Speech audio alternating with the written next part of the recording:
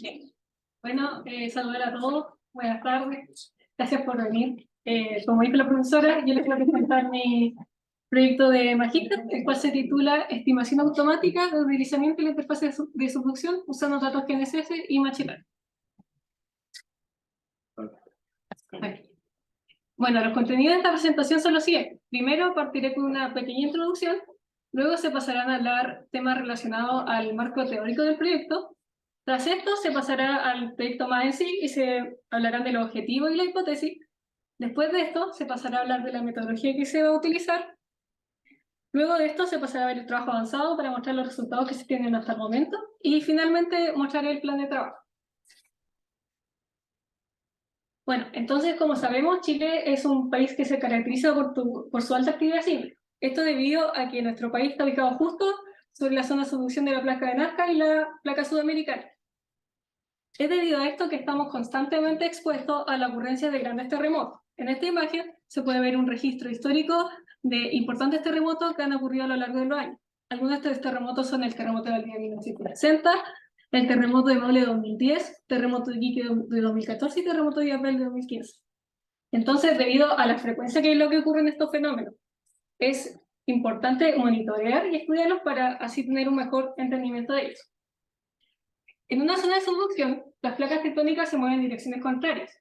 Entonces, con el tiempo, la tensión que se genera por el roce entre estas placas se va acumulando hasta un punto donde la tensión supera el límite de fricción.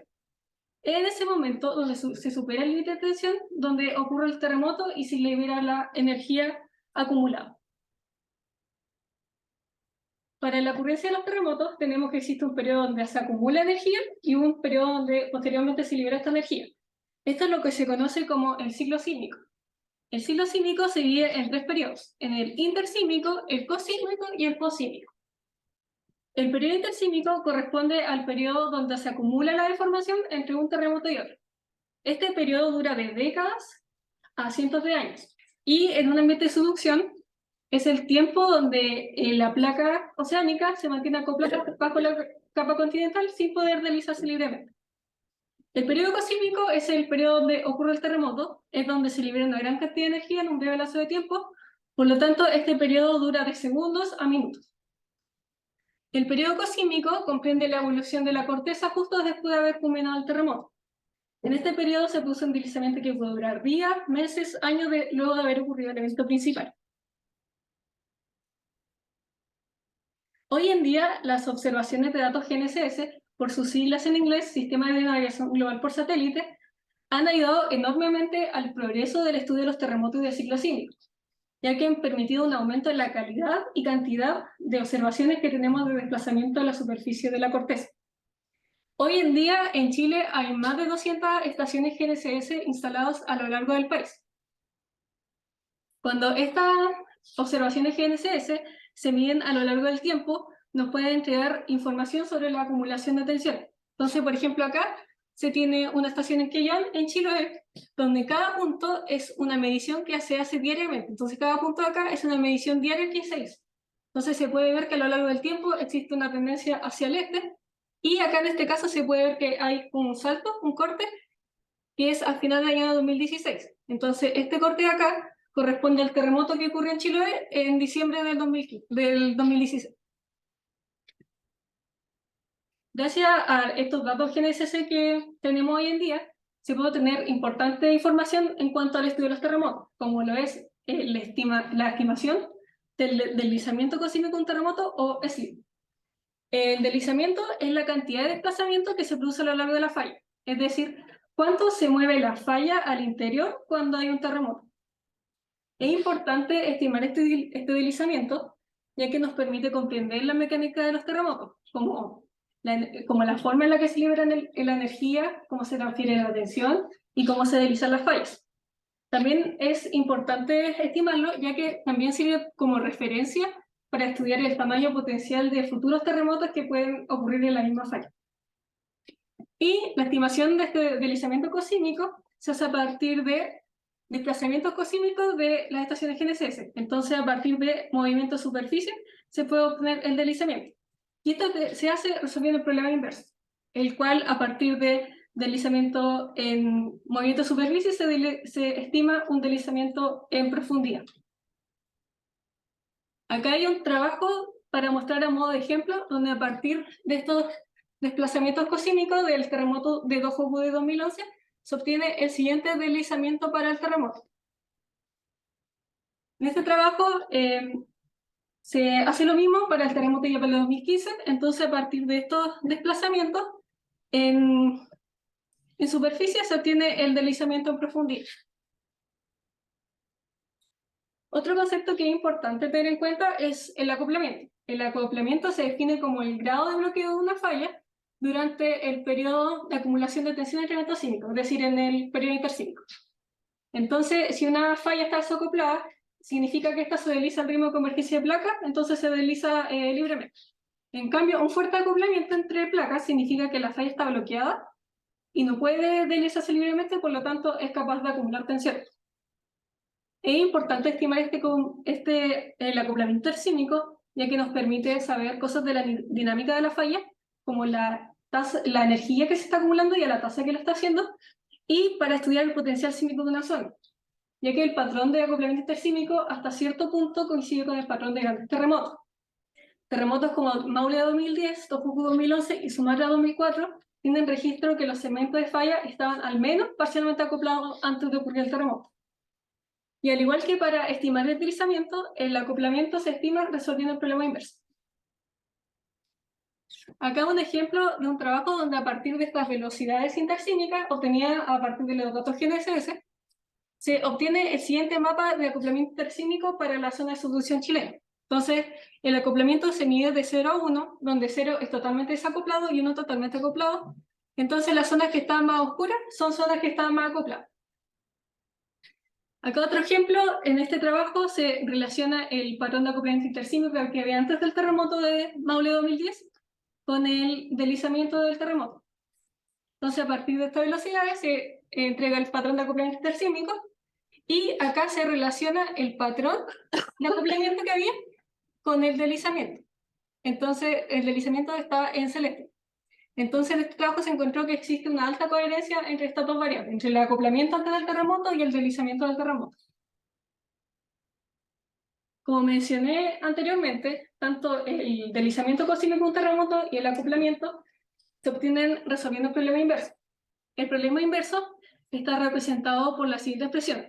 Gm es igual a D, donde G son las ecuaciones físicas del medio, el cual es un dato conocido. M es el deslizamiento en profundidad, el que queremos estimar, y D serían las observaciones de estaciones GNSS, el cual también es un dato conocido. Este problema es considerado un problema mal condicionado, ya que pueden haber varias soluciones para M, la variable que queremos hacer. Además, si hay un pequeño cambio en los datos de entrada, pueden variar mucho las soluciones. Es un problema muy sensible.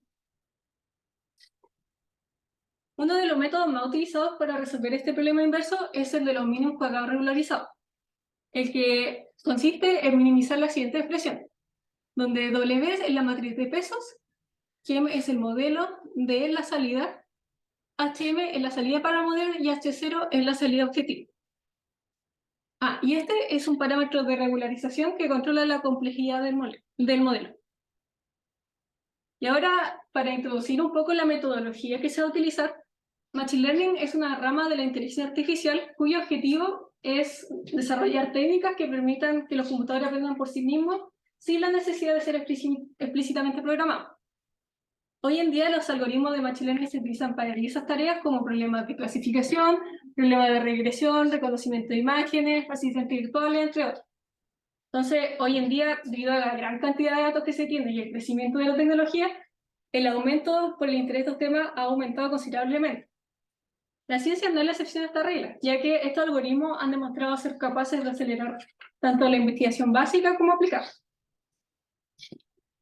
Entonces, gracias a este algoritmo, la comunidad dispone de una nueva herramienta para enfrentar las problemáticas relacionadas al terremoto igualmente. Entonces, por ejemplo, acá se ve un trabajo donde se usa Machine Learning para predecir terremotos de laboratorio.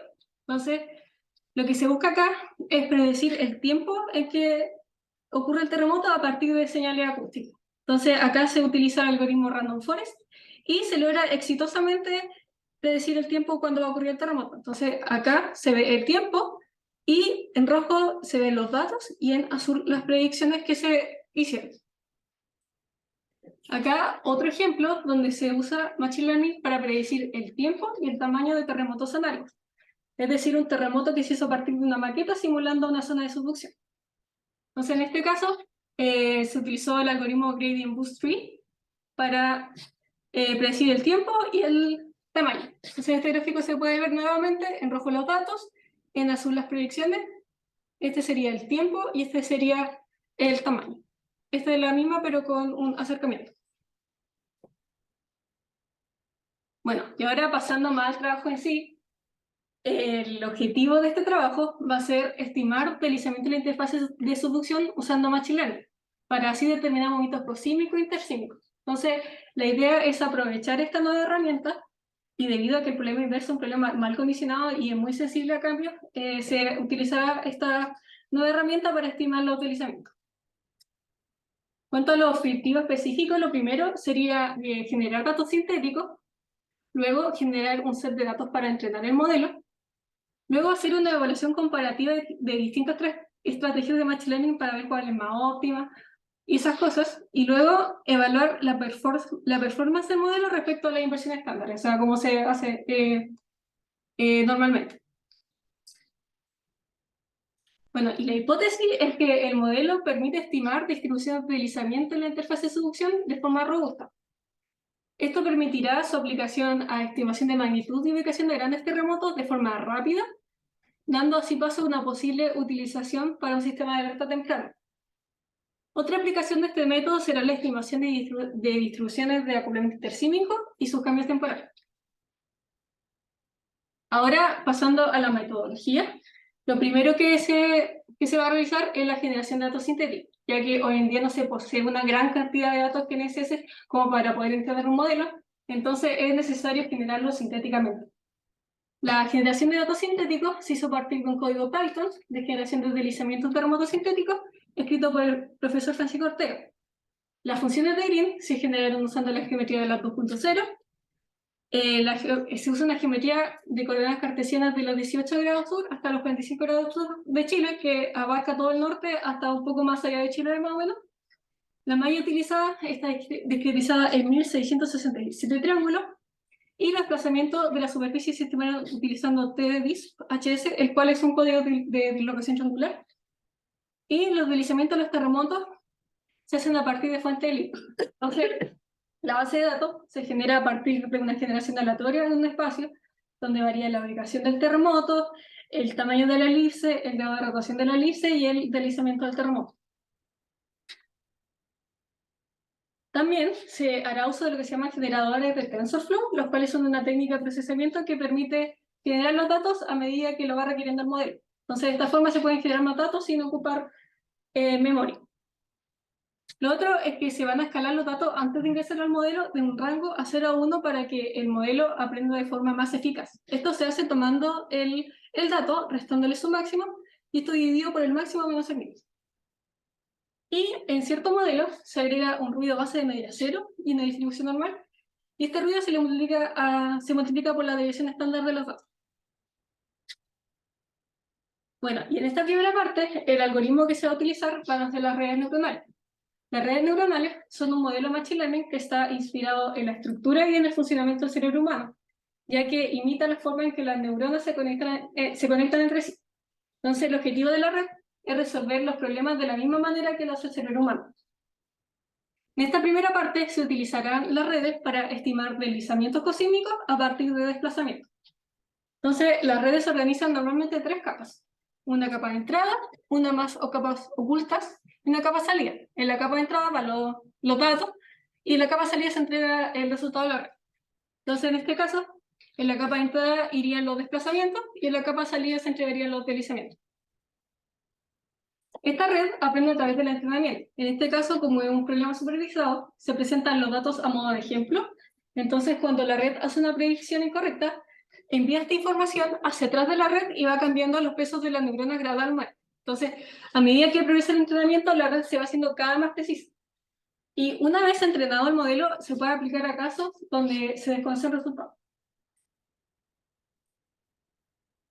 El tipo de capas que se utilizará en este caso serán las capas densas, el cual es un tipo de capa donde todas las neuronas están completamente conectadas entre sí. También se hará uso de capas de dropout, el cual es un tipo de capa donde se desactivan ciertas neuronas con una probabilidad determinada. En este caso se utilizará un 20%. Entonces, en este tipo de capas se desactivan ciertas neuronas, esto para prevenir el sobreajuste, es decir, que como que el modelo aprenda muy bien los datos de entrenamiento y se lo aprenda de memoria y no pueda generalizar bien. También es importante mencionar la función de activación, la cual es una función matemática que se aplica a la salida de una capa de neurona para introducir no linealidad al modelo. Entonces, esta función de activación permite a la red modelar funciones más complejas y no lineales. En este caso, se utilizará la función ReLU y ELU. La función ReLU consiste en que cuando uno le entrega una entrada positiva, esta devuelve el mismo valor. En cambio, si la entrada es negativa, devuelve un valor cero. También se utilizará la ELU, que es muy similar a la función ReLU, sin embargo, posee una curva suave para valores negativos. Entonces, esta función se puede utilizar cuando se tienen entradas de valores negativos. Y para medir cómo se desempeña el modelo y cómo va evolucionando, se utilizan las siguientes dos métricas. Se utilizará el error cuadrático medio, que mide la diferencia entre el dato y el valor estimado al cuadrado, y el error absoluto medio, que mide la diferencia absoluta entre el dato y el valor estimado. Ahora voy a pasar a mostrar los resultados que se tienen hasta el momento. Bueno, primero se generó los datos sintéticamente. Entonces, actualmente se tiene un dataset formado por los desplazamientos y por los deslizamientos de los terremotos sintéticos. En general, se están generando datasets con alrededor de 200.000 terremotos sintéticos. Esto es en promedio. Hay unos modelos que se entrenaron con 150.000, algunos con 300.000, pero en general el promedio es 200.000. Entonces, la configuración de la red actual es la siguiente. Pues como input, como decía anteriormente, se tienen los desplazamientos, como output salen los deslizamientos. Se utiliza el 80% de los datos para entrenar el modelo, el 20% para testear, o sea, con datos que no ha visto cómo funciona el modelo, y del conjunto de entrenamiento se saca un 10% para validación, para así prevenir el sobreajuste. Y se ocupa un número de época de 100, o sea, 100 ciclos completos de entrenamiento. Entonces, esta es la configuración de la red. En la primera capa se tienen 284 neuronas. Acá se aplica la capa de dropout, que es la que desactiva neuronas. Entonces, esta capa de dropout desactiva neuronas de esta capa. En la segunda capa se tienen 500 neuronas, la tercera 100, en la cuarta 500, en la quinta 800, en la sexta 1000, en la séptima 1200 y en la última hay 1667 neuronas. Y acá entre medio hay algunas capas de dropout. Entonces, la distribución de las estaciones de GNSS sintética es la siguiente. Entonces, son estaciones instaladas a lo largo de todo el país y también un poco por el lado argentino. Y se tienen los siguientes resultados. Para el primer modelo se entrenó con datos puramente sintéticos. Entonces, este sería el terremoto generado sintéticamente y este sería el valor estimado por el modelo. Ahora, acercándonos más para ver con más detalle, este sería el deslizamiento sintético y este sería el estimado. Entonces se puede ver que la ubicación la estima de manera correcta. En cuanto a la escala, igual son prácticamente idénticas, pero hay algunas diferencias en la distribución del deslizamiento. Entonces, en esta imagen se pueden ver los residuales que tiene el modelo, que hay algunas zonas donde no detecta este deslizamiento. En general, los residuales no pasan de los 5 centímetros, sin embargo, existen estas zonas que sí tienen un mayor residual. Se alcanzó un error cuadrático medio de 0.06 y un error absoluto medio de 0.02. Acá hay otro caso para el mismo modelo.